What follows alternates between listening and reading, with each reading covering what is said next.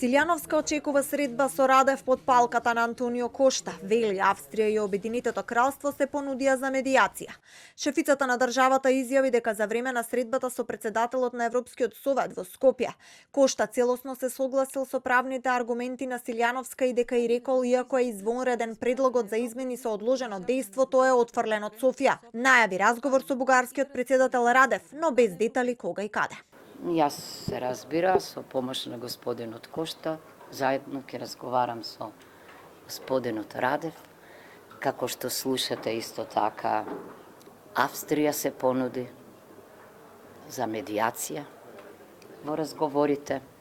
Не се нудат членки на ЕУ за уште еден разговор и медијација ако работата е завршена или ако е така одлучено, бидејќи тоа не би било европски манир. Силјановска со доза на цинизам го опиша ветото и односот на ЕУ кон Македонија. Го спореди со цврста одлука за укинување на, како што каже, срамна смртна казна, ама ајде уште овој осуден да го екзекутираме. Според неа, ако сите велат дека треба да се дебилатерализира процесот и дека ветото е лош инструмент, треба консензус за да се укине, тогаш земјата треба да оди во пресрет на укинувањето.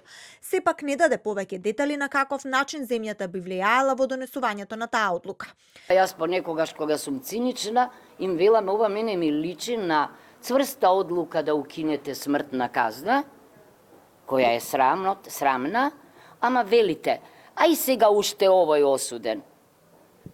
Ќе го екзекутираме, ама од после известно време или од идниот, не знам, некој момент, нема да има смртна казна. Не може ние да бидеме колатерална штета на ваквиот процес на одлучување.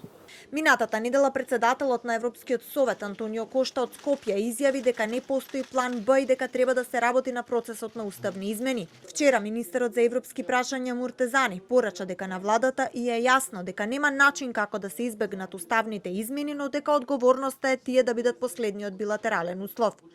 И додека преговорите со ЕУ се во ќорсокак, според ЕУ уставните измени остануваат непроменет услов. Без нив патот кон унијата засега останува само на хартија.